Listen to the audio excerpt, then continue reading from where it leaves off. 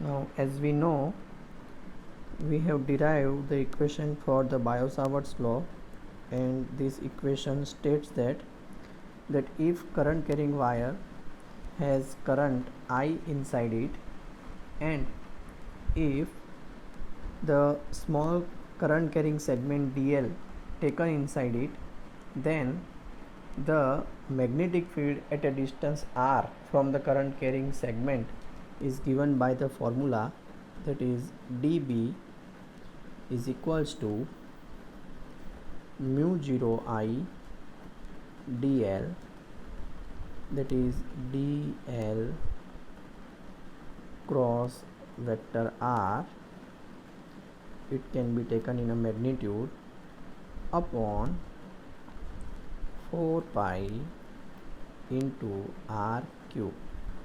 Now if we remove this vector sign over in the equation, we can have mu 0 over 4 pi I dl r sin theta upon r cube.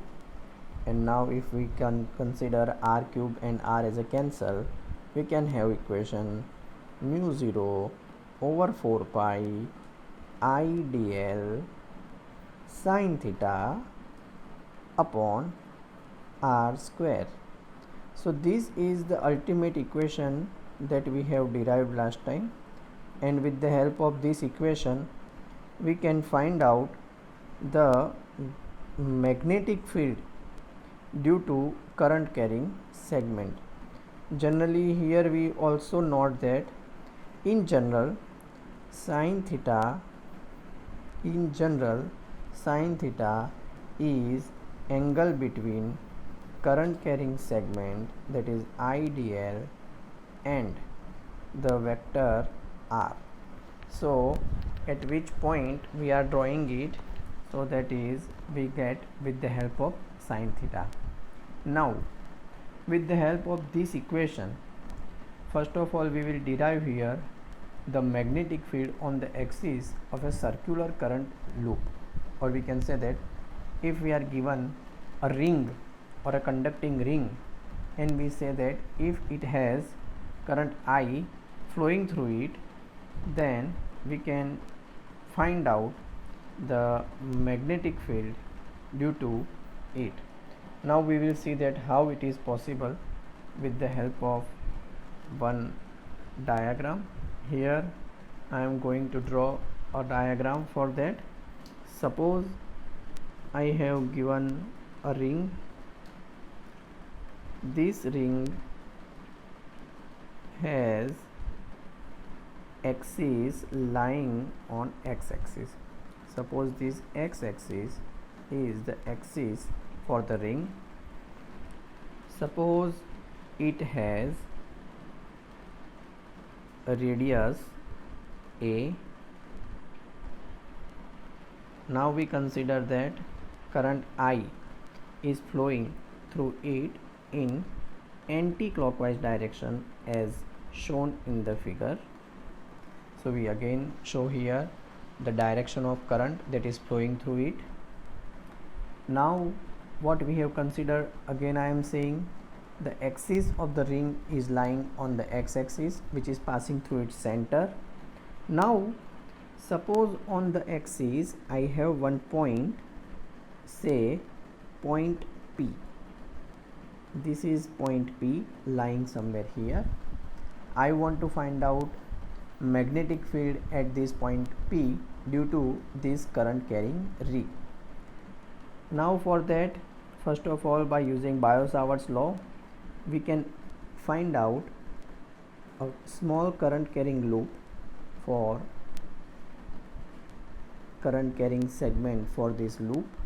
So here we consider vector dl over here, and similarly at the bottom of the ring as vector dl as shown in the figure. Here we keep in mind a particular thing, that the angle between DL and A is perpendicular. So radius and DL is perpendicular to each other. Here in textbook they have taken radius as R. I have taken it as A. So let me convert as per as textbook. So I am also considering the radius to be R for the conveniency. Now in this arrangement, first of all, from this current carrying small segment DL, that is in upper part, I will draw a line that is connecting this point P, and in similar manner we can draw one point through that lower portion that is also connecting this point P. Now due to this we can also have the direction of magnetic field, and before that we consider the distance R from this current carrying segment. The point P is lying at distance R, and due to it the magnetic field is found, that is given by, say, dB. Because a segment is small, so magnetic field will be also a small magnetic field as dB. Now this dB magnetic field makes an angle theta. Angle theta is formed here, and similar angle is also formed at point, connecting point theta over here. now here for this magnetic field, that is dB, we can find out two component regarding that. One as a perpendicular component, we say that it is dB perpendicular, it is dB perpendicular over here, and similarly we have one horizontal component that is in the direction of x, can be given as dBx. It can be also represented as a vector, x-axis on dBx component on x-axis, while dB perpendicular component on y-axis. Now this is due to the upper current carrying segment. Now the same condition will occur due to a lower current carrying segment, and it will have the magnetic field as shown in here, dotted part, that is in a downward direction, and it will also have two components as regarding the condition. So here it is clear that this perpendicular component over here will cancel out each other's effect, while the dBx component due to both the current carrying segment will sum up. So now in this condition we can apply Biot-Savart's law, and we can find out the magnetic field due to current carrying loop or a current carrying ring. So now we will derive the equation. We should keep this figure in our mind, and by keeping it in our mind we can derive the equation. So first of all, what we will do, we will apply a simple Biot-Savart's law over here. So as we know that the magnetic field for the small current carrying segment is given by, that is mu0 over 4 pi, this is the common term that we are using over here, into I in the magnitude, I can say that dl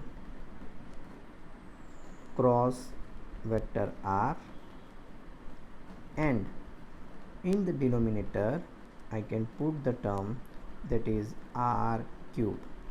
This is well known Biot-Savart's law.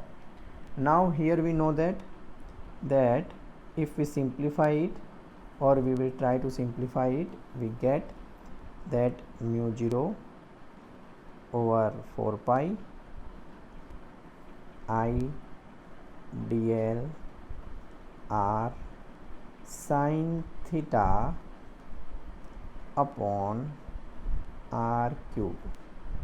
Now here what we will remember, here we will keep in our mind that the conducting element dl of the loop, and this is shown in figure, that the magnitude dB of the magnetic field due to the dl is given by this Biot-Savart's law, and where we can cancel out this value.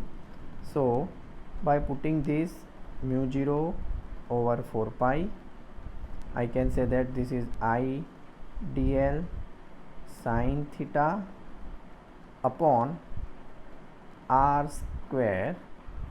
Now we also keep in our mind that this sin theta is 90 degree, so it is sin 90, and it will have value 1 in this equation. Now we also know that r is also written as, here this distance if considered as x from the center of the ring, then we can say that this r is equals to x square plus r square raised to 1/2. So here we can also explain about this r. Here this will be written as a r. Now by keeping all this value in this equation, we also will have r square is equals to x square plus r square. So now we put all these values in above equation, and we get a small magnetic field due to a small current carrying segment. dB is equals to mu 0 upon 4 pi. Here this is I dl upon, we have equation that is x square plus r square. Now this is the equation due to current carrying segment dB. Now obviously we don't have only dB, but here we have two components, as I have shown you that dB has two components. One component as given as dB perpendicular, while another component is given as dB x.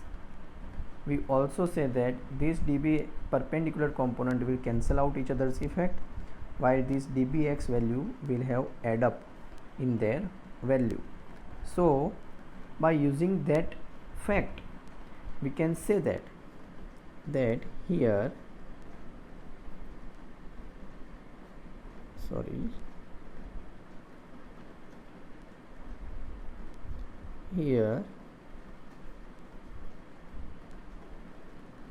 dBx can be written as, that is dB cos theta. Now from figure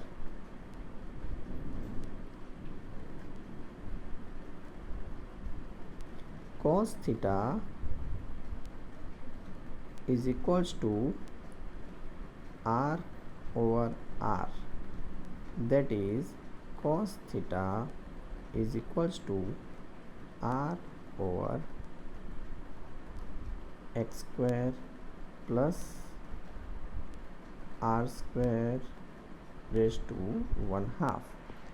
Now applying this value in above equation, that equation number 1, we can get the magnetic field on the axis of the ring, that is given by dBx is equals to mu 0 over 4 pi into I dl over x square plus r square into cos theta, and in place of this cos theta, so this is total dB and cos theta is r over x square plus r square raised to 1/2. So this is the value of equation that we have put over here. When we put this value, we can get the term as, from the equation, what we can have, that is, we can apply this is equals to mu 0 over 4 pi I dl into r upon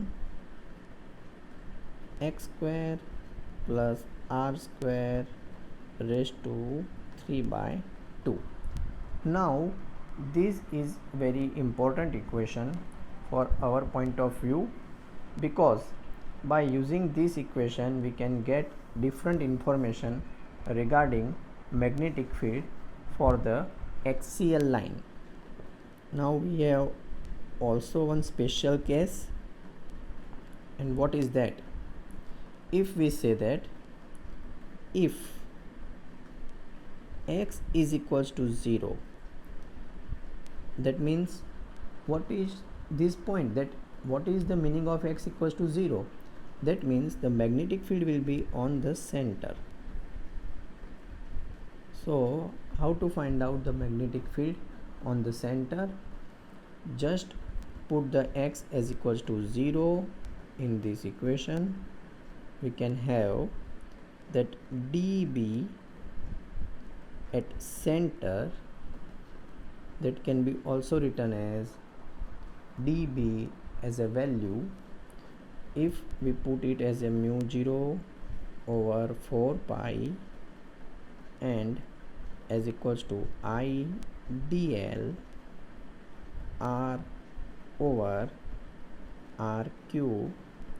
If we get the value in that manner, we can have the equation of the term that is represented over here as a mu 0 over 4 pi I dl over r square. Now before going to this equation, if we simplify the equation of the particular ring, we can have the part, this is only the partial equation, be careful, then when we derive this is for the partial part, but for the whole ring, what we can do for whole ring,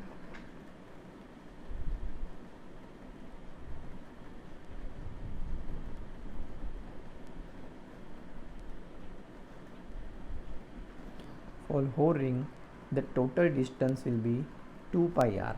So the total magnetic field, we can say that it is dBx for whole ring, can be given as integration.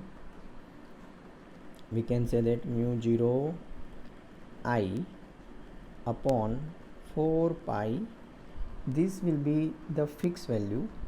One more thing, that is r cube, that will remain constant, and the radius capital R, that is also constant, but we have one component of a small segment, that is dl, will play a crucial role over here.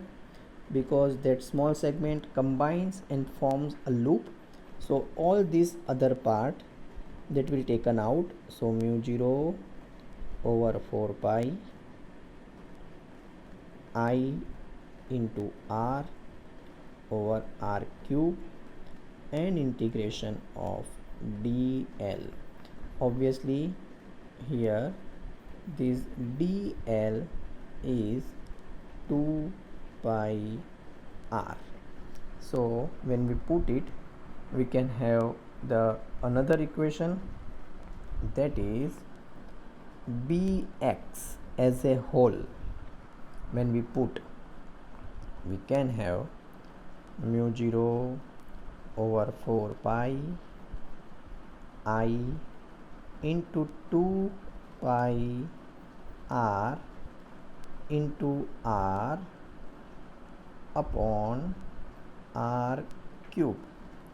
Obviously we can cancel out this 2 pi with 4 pi, and then we can have mu 0 I r square upon 2 r cube.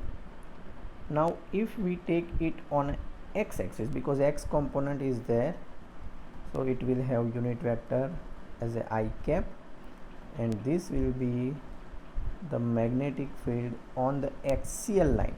So due to whole ring, we can get the magnetic field on the axial line in this manner. Another thing again for the central part, so if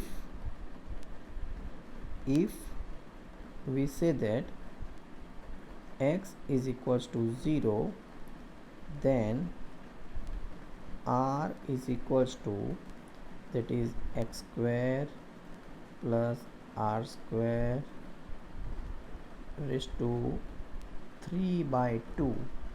As per as this equation, we can simply say that our term will be that x is equals to 0. So when we put x as 0, what will be our equation, that is b0 due to the center is equals to mu 0 over 2, here it is I r square, and take care, in the denominator part there will be 0 plus r square raised to 3 by 2.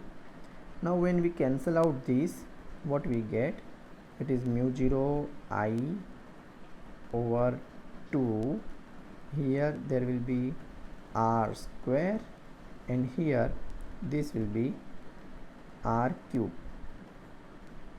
This will be the term, and on the basis of this ultimately we can get the term, it is mu 0 I over 2r. So this is also the equation for the center of the ring. If we want its vector form, we can say that vectorally it's again in the direction of I, that is I cap in the direction of x-axis, and this will be the magnetic field on the center of the ring. So this is, by using Biot-Savart's law, we can determine the magnetic field.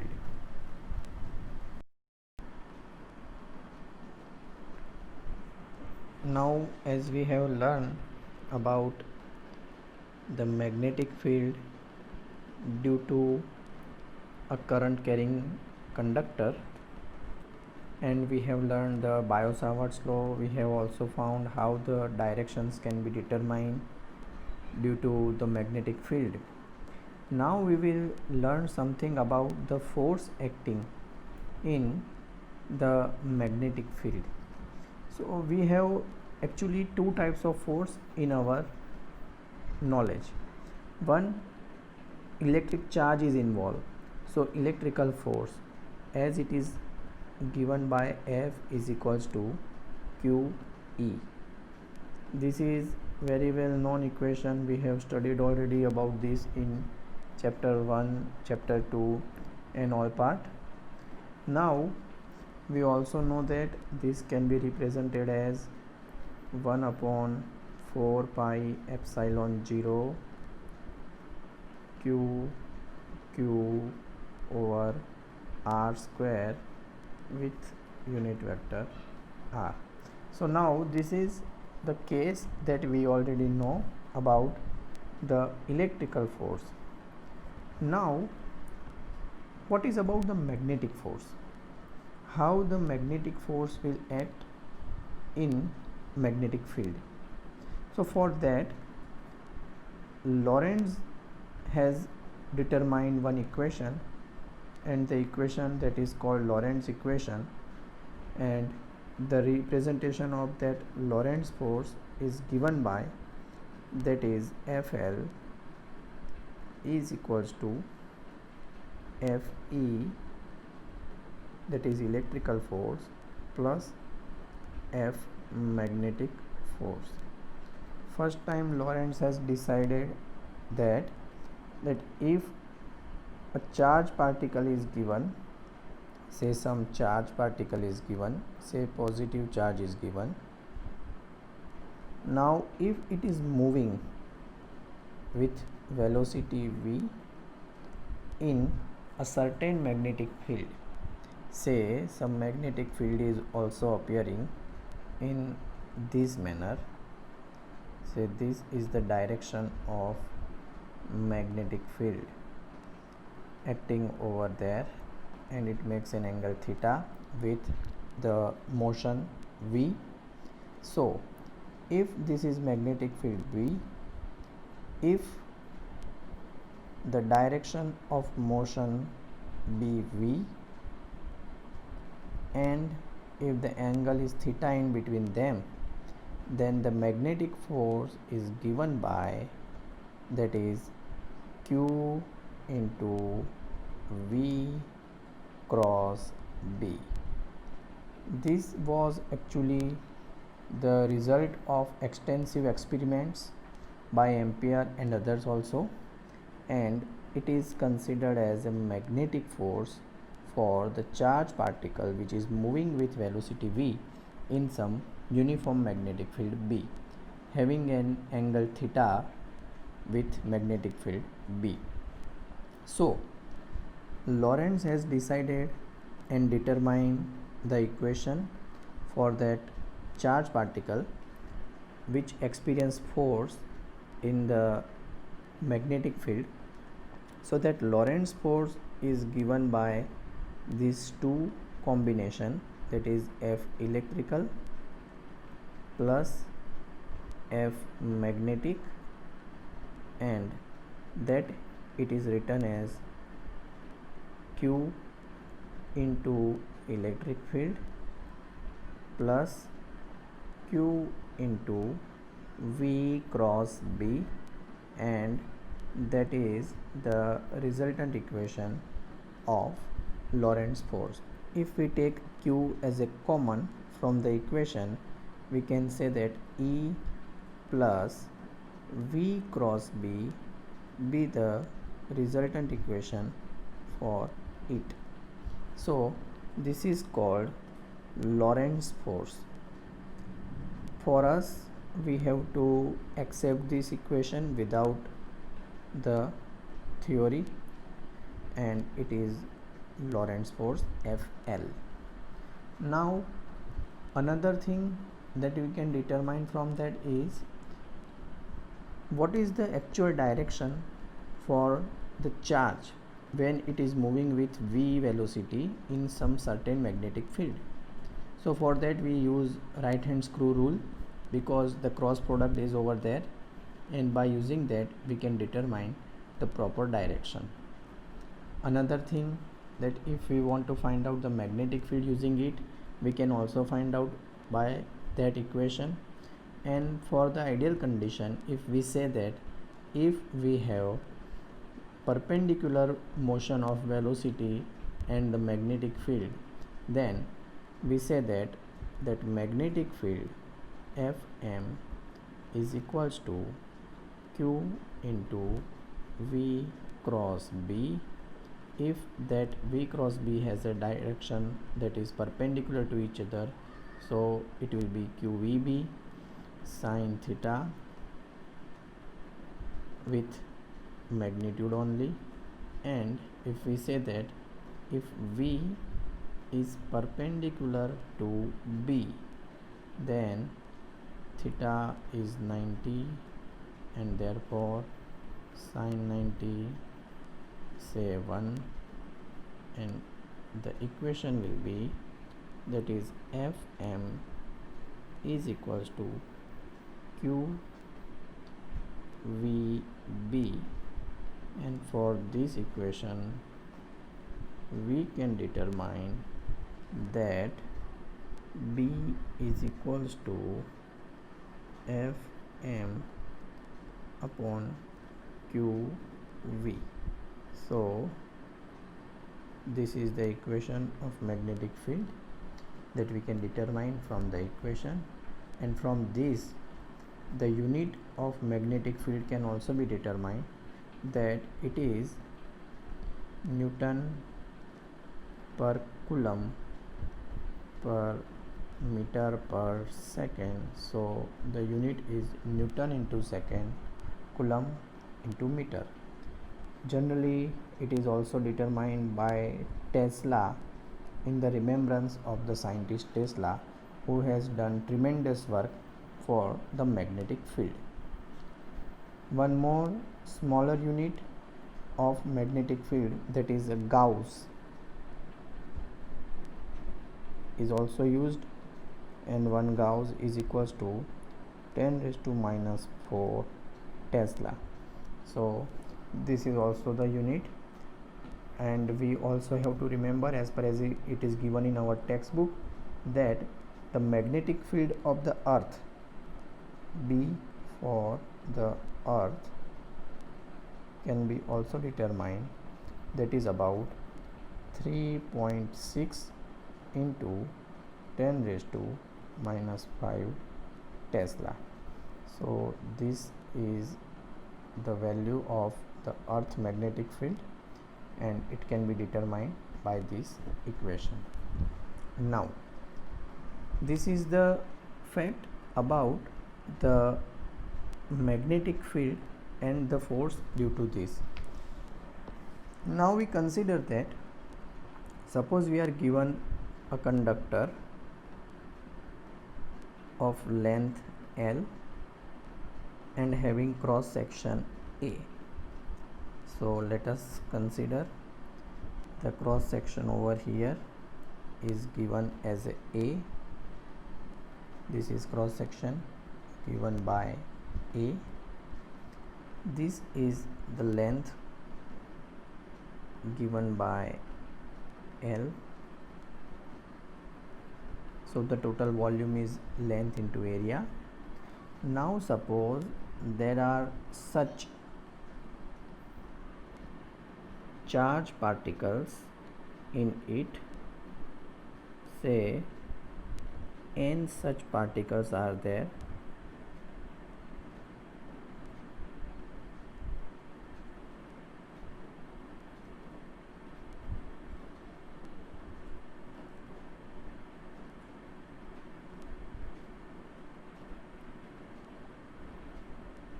हम ऐसा consider करेंगे that n such particles are lying in this conductor. Now suppose this conductor is kept in some uniform magnetic field. Say we can say that suppose the B is the uniform magnetic field is applied somewhere in this region, say like this, with this green line I show the magnetic field apply over here, and due to this magnetic field we consider that this charge experience some motion, and due to this force they will move in this direction with certain velocity v. So as per as the equation of force, we can say that the magnetic force Fm is given by Q into V cross B. But here the case of Q is not the single. Here total Q is lying in this conductor. So if the total charge lying in this conductor, we say that n such charges are there which are lying in this total volume. We can say that here Q can be written as n Q which are lying in this A L volume with value V cross B. Now this is simple. We are going to convert this equation, and we say that under the influence of this magnetic field it will experience the force, and due to force the particle will start moving with drift velocity Vd. So here the velocity will be considered as a drift velocity, and now we can get a new equation, that is nq that can be written as a electric field value. So nq, now the fundamental charge is already known as a E, so nq E. Here we have Vd, that is the drift velocity, with value A into L with volume, and having magnetic field with magnetic field B cross B. But here this bracket, the small bracket, is also known as that current density that we determined previously in chapter number 3. So this can be written as current density J into A into L into cross vector B. Now we know that here J is a particular vector quantity, so we can also consider it as a vector, but J into A is nothing but a current I. So I can convert this portion into value of I L cross B, and from this equation I can give the magnetic force as Fm, that is IL cross B. So this is the another explanation for the force that acts on a charged particles which are lying in the conductor, and when they are kept in a uniform magnetic field B, they will experience the force as IL cross B. So we can say that if a conducting wire is kept in a magnetic field B, then the force, and if the current I is flowing through it, then the magnetic force acting on it is given by the formula IL cross B. So this is also one of the important term.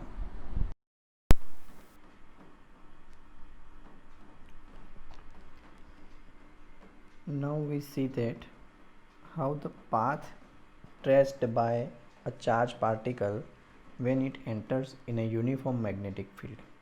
Suppose magnetic field is tending inside one plane. Say it is given by cross sign. So here cross sign indicates that the magnetic field, and it is given as cross, that means it is inside the plane of this screen. Now this is uniform magnetic field, so we say that it is having equal effect in the region. Now suppose a charged particle of charge Q enters in the region with velocity v, but the velocity is perpendicular to the magnetic field. If this is the condition, then the force acting on the charge will be towards inside, that is towards the inward, and it will trace a path that is a circular path like this, and the path will be a circular with say radius, some radius small r.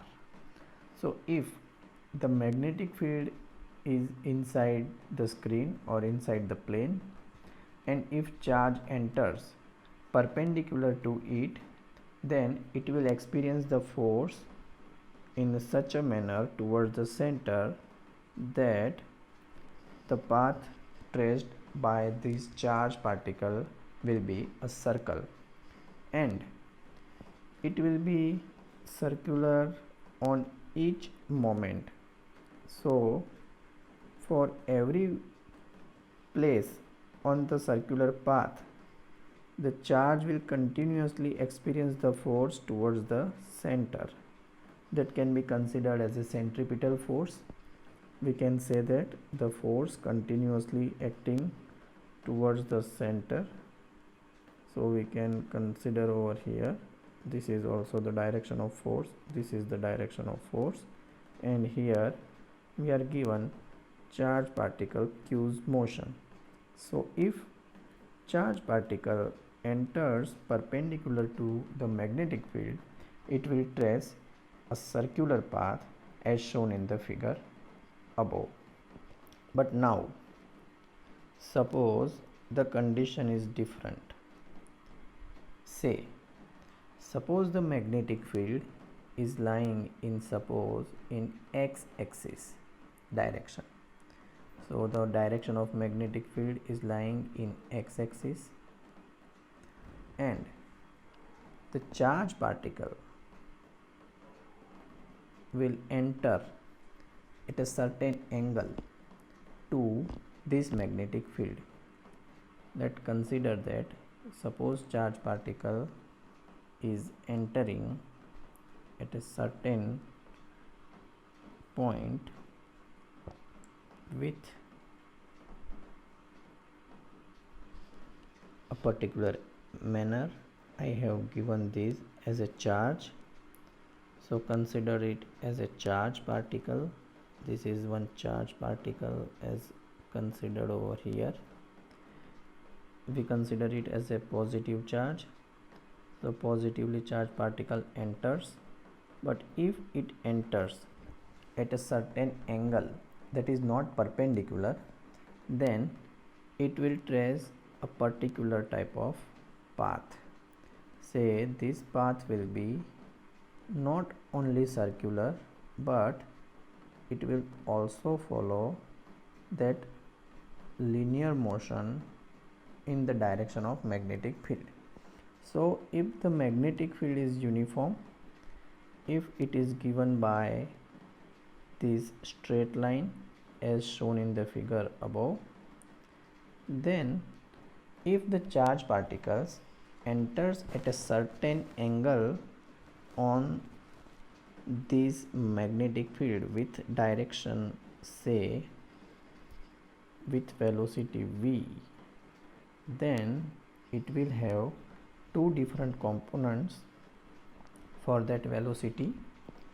One component we say which is v perpendicular, and another component that will be in the direction of the magnetic field, that can be also considered as a v parallel. Now we can say here that out of these two components, if we consider the Lorentz force for this charged particle q, we can say that F is given by q into v cross b. but as we have two different components for velocity, for v parallel, we can say that Fm, that is magnetic force on the charge, will be 0 because v parallel and the magnetic field B will be in the same direction, and that will result in a 0. But V perpendicular will have some value because it will be perpendicular and will have value, that is Fm will be QVB,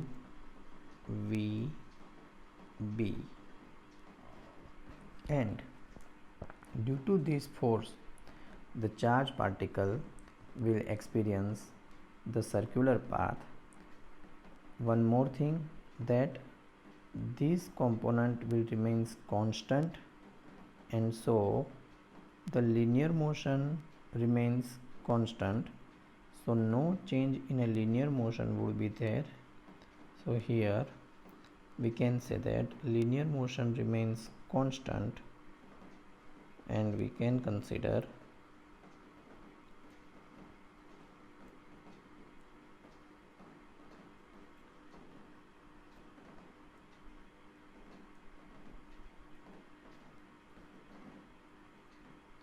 while for the perpendicular component we can have the circular motion, and with the centripetal force we can compare it with mv square over r with equation q into v into b.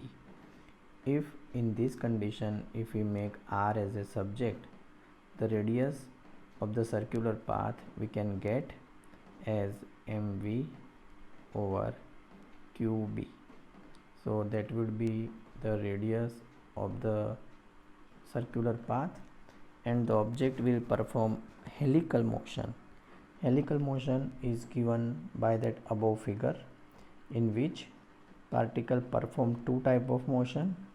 Here we can say that one motion, that is in a straight line, that is linear motion, while another on a circular path like this, and this motion is called helical motion. So particle perform helical motion if it enters at angle theta.